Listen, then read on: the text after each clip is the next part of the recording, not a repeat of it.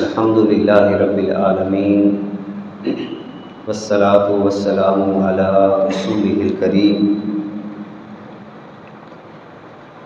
اما بعد فاعوذ باللہ من الشیطان الرجیم بسم اللہ الرحمن الرحیم قال اللہ تعالی فی کلامہ المجید ان اللہ یحب المحسنین وقال اللہ تعالی فی مقام آخر ولا تفسدوا فی الارض بعد اصلاحها وادعوه خوفا وطمعا ان رحمت اللہ قریب من المحسنین وقال اللہ تعالی فی مقام آخر والکاظمین الغیظ والعافین عن الناس واللہ یحب المحسنین صدق اللہ العظیم وبلغنا رسولہ النبی الکریم الرؤوف الرحیم ان اللہ وملائکتہ یصلون علی النبی یا ایہا الذین آمنوا صلوا علیہ وسلموا تسلیما اللہم صلی علی سیدنا و حبیبنا محمد وبارک وسلم وصلی علیہ الصلاۃ والسلام علیک یا رسول اللہ الصلاۃ والسلام علیک یا حبیب اللہ وعلی آلک و اصحابک یا رحمۃ للعالمین۔ عزیزان محترم، اللہ تعالیٰ کی توفیق سے نبی پاک صلی اللہ علیہ وآلہ وصحبہ وسلم آپ کی خصوصی توجہات کے طفیل رب ذوالجلال نے ہمیں جمعۃ المبارک کا مقدس دن نصیب کیا۔ اللہ تعالیٰ ہماری حاضری کو قبول فرمائے، ایمان کی سلامتی عطا فرمائے۔ اللہ تعالیٰ ہمیں احسان اور ایثار کے ساتھ معاشرتی زندگی بسر کرنے کی توفیق عطا فرمائے۔ رب ذوالجلال نے کم و بیش قرآن مقدس کے 100 مقامات پر احسان کے حوالے سے مختلف انداز کے ساتھ گفتگو فرمائی ہے۔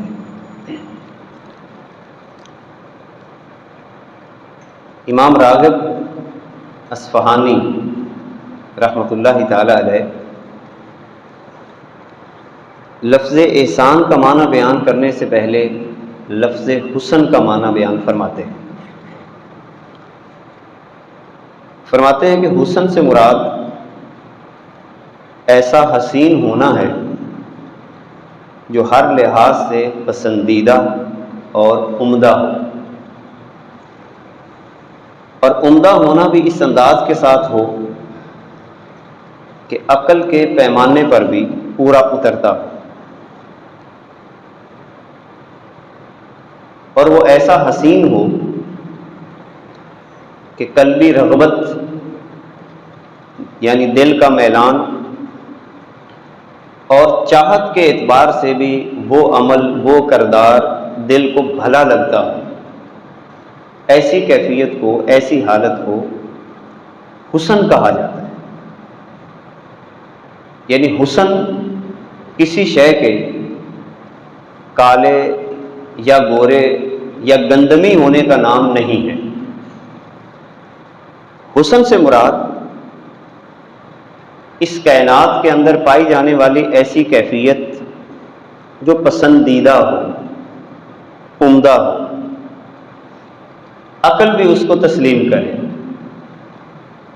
اور دل کا میلان اور رغبت بھی اس شے کی طرف ہو جائے، اس کیفیت کو حسن کہا جاتا ہے۔ اسی سے آپ یہ معنی بھی بیان فرماتے ہیں کہ احسان ایسا عمل ہے جس میں حسن و جمال کی ایسی شان موجود ہو کہ ظاہر اور باطن میں حسن ہی حسن ہو. یعنی کسی بھی انسان کا ظاہر ہو، کسی بھی انسان کا باطن ہو، دونوں میں حسن موجود ہو. بعض دفعہ ایسے ہو سکتا ہے کہ انسان کا باطن تو حسین ہو اور وہ کوشش بھی کرتا ہو، مگر اپنے ظاہر میں حسن پیدا کرنے میں ناکام ہو جائے. اور بعض دفعہ ایسے بھی ہو سکتا ہے کہ انسان اپنے ظاہر میں حسن پیدا کرے. اب اس حسن سے مراد میک اپ نہیں ہے، یعنی اچھے رویے، اچھا کردار، اچھا انداز اختیار کرنے کی کوشش تو کرے، مگر اپنے دل کو صاف نہ کر سکے. تو امام راغب الاصفہانی کہتے ہیں کہ احسان بنیادی طور پر انسان کی اس کیفیت کا نام ہے کہ اس کا ظاہر بھی اچھا ہو اور اس کا باطن بھی اچھا ہو، اور اس شخصیت کے اندر کسی قسم کی کراہت اور ناپسندیدگی کا امکان تک نہ ہو. ایسا بندہ محسن کہلاتا ہے. اب اس حوالے سے اللہ تعالیٰ نے قرآن مقدس کے اندر کئی مقامات پر یہ جملہ بار بار ارشاد فرمایا، ان اللہ یحب المحسنین. یعنی کسی مقام پہ اللہ تعالیٰ فرماتا ہے ان اللہ یحب المحسنین، اور کسی مقام پہ اللہ تعالیٰ فرما رہا ہے واللہ یحب المحسنین، اور ایک جگہ پہ فرما رہا ہے ان رحمت اللہ قریب من المحسنین. اور پھر اسی طرح اللہ تعالیٰ یہ بھی قرآن مقدس کے اندر ارشاد فرما رہا ہے حل جزاء الاحسان الا الاحسان. یعنی کتنے خوبصورت پیرائے میں اللہ تعالیٰ نے احسان کی کیفیت کو واضح فرمایا ہے. احسان کے کئی معنی ہیں. علماء نے تقریباً احسان کے بھی 100 کے قریب معنی بیان فرمائے. بعض معنی ایسے ہیں کہ جو اللہ تعالیٰ نے خود قرآن مقدس کے اندر سیاق و سباق سے واضح کر دیے کہ بندہ سمجھ جاتا ہے کہ احسان کا یہاں پر اللہ تعالیٰ کون سا معنی مراد لے رہا ہے. اسی طرح آقا دو عالم صلی اللہ علیہ وبارک وسلم نے بھی 2 انداز کے ساتھ احسان کا معنی سمجھایا ہے. لفظی طور پر بھی سمجھایا ہے کہ اس عمل کو احسان کہا جاتا ہے، اور خود اپنا معاشرتی کردار پیش کر کے بھی سمجھا دیا کہ اس عمل کو احسان کہا جاتا ہے. یہی وجہ ہے نبوی معاشرہ، نبی کریم صلی اللہ علیہ وسلم کا جو معاشرہ تھا آپ صلی اللہ علیہ وسلم کے زمانے میں، اور پھر صحابہ کا جو طرز عمل تھا، آپ حیران ہوں گے. ہم عدل کی بات بہت زیادہ کرتے ہیں،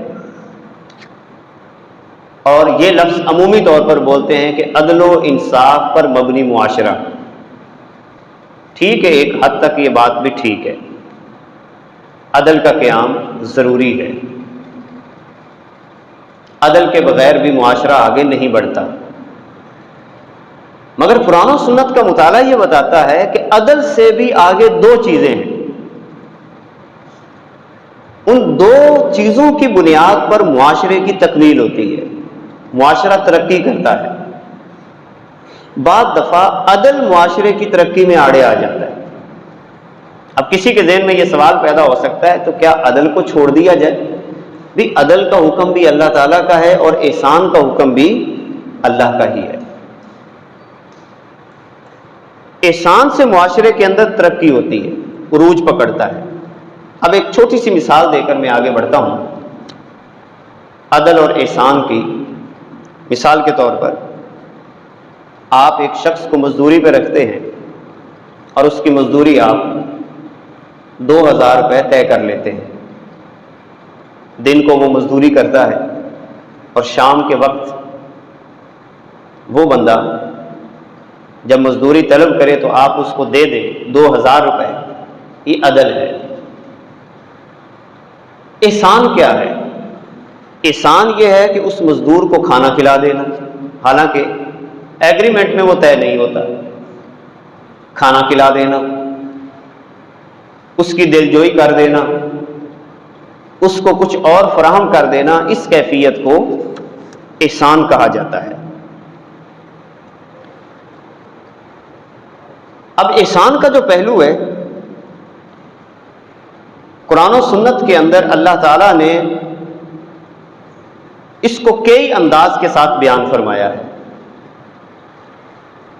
مثال کے طور پر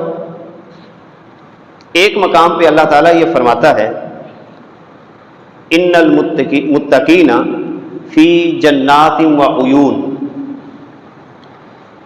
بے شک متقین لوگ باغات میں اور چشموں میں ہوں گے، آخذین ما آتاہم ربہم، اور جو ان کا رب ان کو عطا کرے گا وہ اس کو لینے والے ہوں گے۔ اب ایسا کیوں ہوگا؟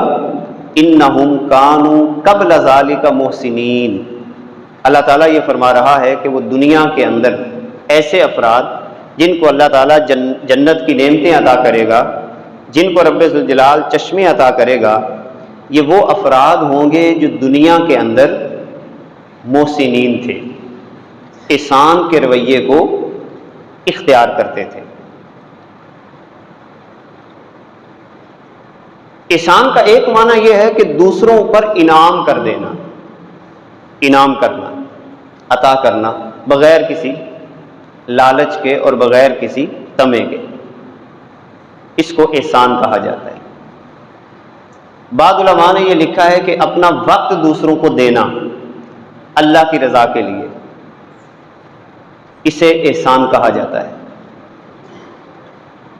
اپنا مال دوسروں کو دینا اللہ کی رضا کے لیے، اسے احسان کہا جاتا ہے۔ اسی طرح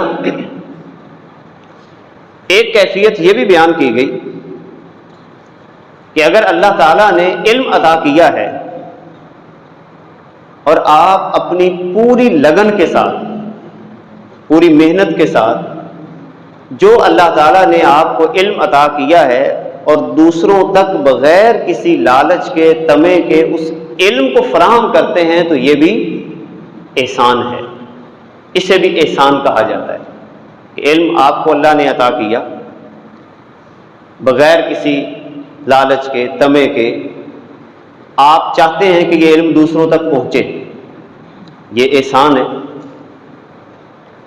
اسی طرح عمل کا احسان کہ اللہ تعالیٰ نے آپ کو قوت عطا فرمائی ہے، بدن کی قوت،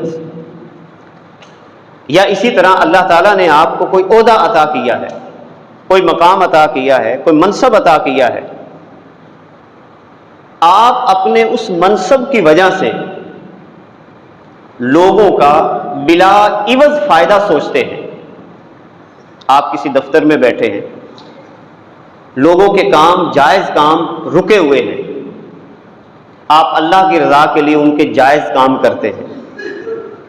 آپ دیکھتے ہیں کہ ایک بندہ روزانہ دفتر کا چکر لگاتا ہے، کام اس کا نہیں ہو رہا، آپ کیا کرتے ہیں؟ بغیر کسی لالچ کے، بغیر کسی طمع کے آگے بڑھتے ہیں اور کہتے ہیں جناب کیا مسئلہ ہے؟ جناب یہ مسئلہ ہے، اور جائز مسئلہ ہو تو آپ اس مسئلے کے لیے اپنی بھاگ دوڑ کرتے ہیں، تو اس کیفیت کو بھی احسان کہا جاتا ہے، کسی کا کام کر دینا اللہ کی رضا کے لیے، جائز کام کرنا۔